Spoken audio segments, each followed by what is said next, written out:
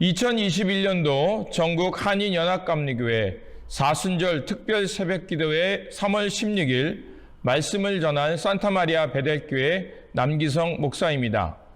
오늘 우리에게 주신 말씀은 이사야서 53장 1절에서 11절입니다.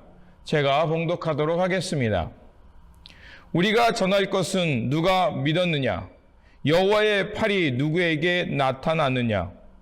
그는 주 앞에서 자라나기를 연한 순 같고 마른 땅에서 나온 뿌리 같아서 고운 모양도 없고 풍채도 없은즉 우리가 보기에 흠모할 만한 아름다운 것이 없도다.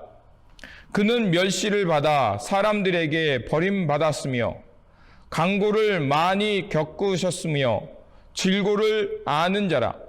마치 사람들이 그에게 얼굴을 가리는 것 같이 멸시를 당하였고 우리도 그를 귀히 여기지 아니하였도다. 그는 실로 우리의 질고를 지고 우리의 슬픔을 당하셨거늘 우리는 생각하기를 그는 징벌을 받아 하나님께 맞으며 고난을 당한다 하였노라. 그가 찔림은 우리의 허물 때문이요 그가 상함은 우리의 죄악 때문이라. 그가 징계를 받음으로 우리는 평화를 누리고 그가 채찍에 맞음으로 우리는 나음을 받았도다. 우리는 다 양 같아서 그릇 행하여 각기 제 길로 갔거늘 여호와께서는 우리의 모든 죄악을 그에게 담당시키셨도다. 그가 곤욕을 당하여 괴로울 때에도 그의 입을 열지 아니하였으며 마치 도수장으로 끌려가는 어린 양과 털 깎는 자 앞에서 잠잠한 양같이 그의 입을 열지 아니하셨도다. 그는 곤욕과 신문을 당하고 끌려갔으나 그 세대 중에 누가 생각하기를 그가 살아있는 자들의 땅에서 끊어짐은 마땅히 형벌받을 내 백성의 허물 때문이라 하였느니요. 그가 강포를 행하지 아니하였고 그의 입에 거짓이 없었으나 그의 무덤이 악인들과 함께 있었으며 그가 죽은 후에 부자와 함께 있었도다. 여호와께서 그에게 상함을 받게 하시기를 원하사 질고를 당하게 하셨은즉 그의 영혼을 속건제물로 드리기에 이르면 그가 씨를 보게 되며 그의 날은 길 것이요 또 그의 손으로 여호와께서 기뻐하시는 뜻을 성취하리로다. 그가 자기 영혼에 수고한 것을 보고 만족하게 여길 것이라. 나의 의로운 종이 자기 지식으로 많은 사람을 의롭게 하며 또 그들의 죄악을 친히 담당하리로다. 이는 하나님의 말씀입니다. 아멘. 코로나 팬데믹으로 어려운 때지만 온라인으로 연합감리교회 성도님들을 만날 수 있어 이는 또한 하나님의 특별한 은총의 시간이라 생각합니다. 오늘 말씀을 통하여서 우리 모두 하늘의 평안과 하나님의 지혜를 얻는 시간이 되시기를 바랍니다. 오늘 본문 말씀은 고난받는 종에 관한 말씀입니다. 사람들은 하나님의 아들이라면 크고 강력한 권세와 힘, 부와 명예를 가지고 우리 가운데 오는 분이라고 생각했습니다. 그래서 그분께서 이 세상에 오시면 사람들은 쉽게 그를 알아보고 환대할 수 있을 것이라 생각했습니다. 이스라엘 백성들도 그랬습니다.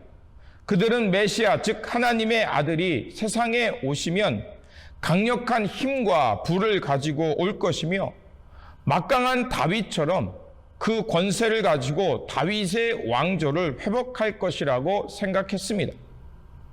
하지만 하나님의 종으로 오시는 메시아는 그렇지 않았습니다.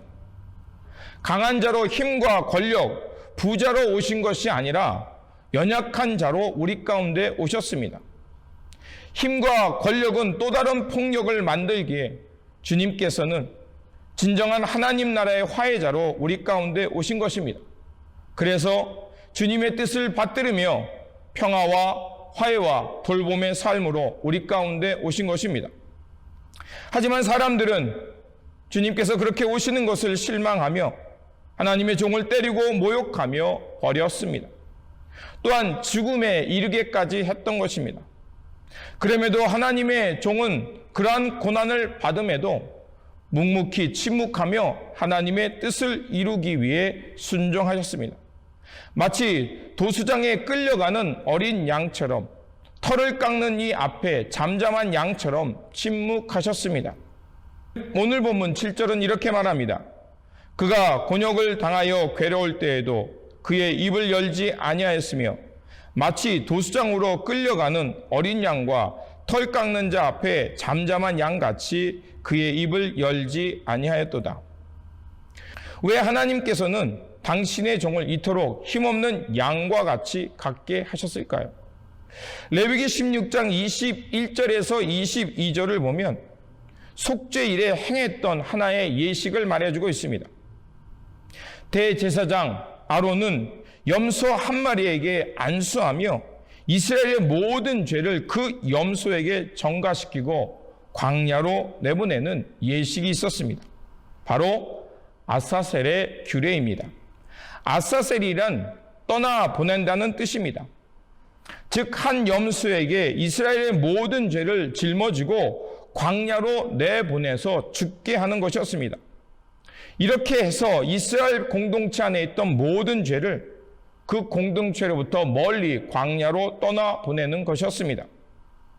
하나님께서는 당신의 흠없고 온전한 종을 통하여서 사람들의 멸시와 버림받게 하는 것을 통해서 이스라엘 공동체 안에 있는 죄를 속죄시키는 것이었습니다.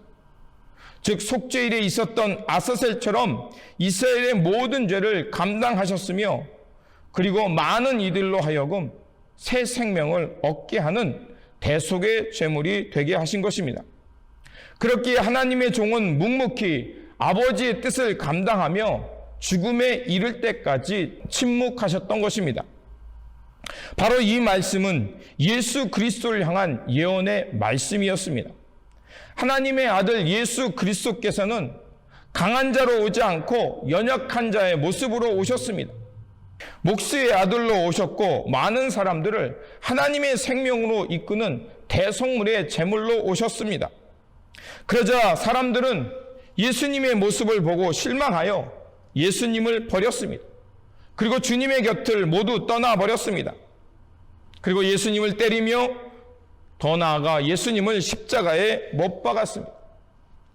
그런 고난받는 종의 모습, 예수님의 모습을 세례자 요한은 그래서 예수님을 가리켜 세상의 모든 죄를 짊어지고 가는 하나님의 어린 양이라고 표현했습니다.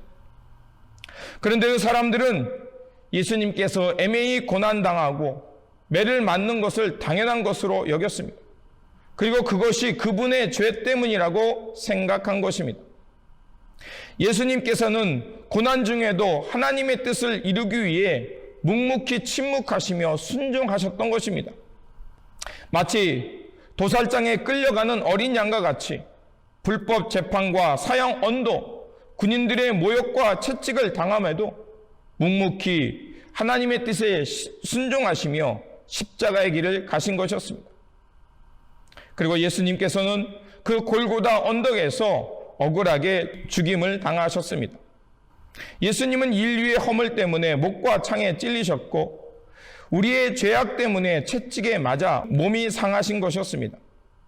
그분께서 당하신 고난은 우리의 허물 때문이었습니다. 예수님께서 고통당하심으로 그래서 우리는 하늘의 평화를 누리게 되었습니다. 주님은 바로 이 이사야의 예언대로 이 말씀을 성취하기 위해 고난 받으셨던 것입니다. 그래서 예수님의 이 고난받는 이유를 사도 바울은 로마서에서 이렇게 말합니다. 로마서 5장 18절에서 19절입니다. 그런즉 한 범죄로 많은 사람이 정죄에 이른 것 같이 한 의로운 행위로 말미암아 많은 사람이 의롭다 하심을 받아 생명에 이르렀느니라. 한 사람이 순종하지 않으므로 많은 사람이 죄인이 된 것 같이 한 사람이 순종하심으로 많은 사람이 의인이 되리라. 바로 주님께서 고난받으신 것은 이 말씀을 성취하기 위함이었습니다. 예수님은 탄생으로부터 죽음에 이르기까지 하나님의 기쁨과 아버지의 뜻을 이루기 위해 온전히 순종하셨던 것입니다. 그 은혜가 오늘 우리로 하여금 이 자리에 있게 한 것입니다. 그 은혜가 우리로 하여금 죄에서 의로, 어둠에서 빛의 자녀로 살게 한 것입니다. 이 은혜와 이 은총이 바로 우리를 하나님의 자녀로 생명을 얻으며 살게 한 것입니다. 죄 없으신 그리스도께서 고난을 당하심으로 바로 우리는 하나님의 생명을 얻게 된 것입니다. 예수 그리스도께서 애매히 고난받으시며 십자가에 지심으로 우리는 하나님의 자녀가 된 것입니다. 바로 이러한 은총 가운데 우리는 새 생명을 얻었고 하나님의 자녀가 된 것입니다. 그렇다면 주님의 고난을 아는 이들로서 주님께서 고난받으심으로 우리가 이렇게 새로운 존재가 되고 하나님의 자녀가 되었다면 우리는 어떻게 살아야겠습니까? 사도 바울은 빌립보서 2장 5절에서 8절에서 바로 그리스도인의 삶을 얘기하고 있습니다. 우리가 너무나도 잘 아는 말씀이죠. 바로 그리스도의 마음을 품고 그리스도의 마음 따라 살아가는 것입니다.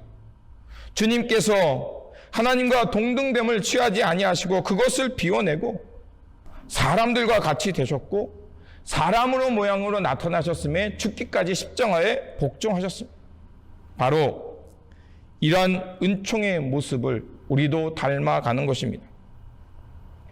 그리스도의 은총을 입은 이들은 바로 이제 그리스도의 마음을 품고 비움과 자비의 삶을 사는 것입니다. 즉 복음의 빚진 자로서 하나님의 은혜에 감사하며 화해와 용서, 자비의 삶을 살아가는 것입니다. 이 길을 걸어가는 것이 바로 그리스도인의 삶이며 영생의 삶입니다. 그리스도인들을 다른 말로 덕분에 살아가는 사람이라고 말할 수 있습니다. 예수 그리스도의 은총 덕분에 우리는 사람답게 산 것입니다. 또한 다른 이들의 수고와 노력 덕분에 우리는 우리의 삶을 살아갈 수 있는 것입니다. 그렇게 그리스도인이란 다른 이들의 수고와 노력을 당연한 것으로 여기지 아니하며 그들의 수고에 감사하며 살아가는 사람들입니다. 오늘 우리가 이 땅에 이렇게 살 수 있는 것은 누군가 자신을 희생하며 타인의 도움을 주었기 때문입니다. 오늘 이 땅에 하나님 나라를 위해 수고한 이들, 그들의 헌신과 희생이 있었기에 오늘 우리가 이렇게 살아갈 수 있는 것입니다. 그래서 우리는 그들 덕분에 우리가 이렇게 살아갈 수 있는 것입니다. 그러므로 오늘도 우리는 복음에 빚진 자들로서 그리스도의 마음을 품고 하나님의 자비와 용서, 화해와 평화의 삶을 살아야 할 것입니다. 그래서 주님의 마음을 따라 살면서 이 땅에 고통받는 이들을 위해 기도하며 하나님의 화해와 용서, 평화의 일꾼으로 살아가는 저와 여러분이 되어야 할 것입니다. 이러한 이 말씀과 이 은총으로 살아가는 저와 여러분들이 되시기를 다시 한번 주님의 이름으로 축원드립니다.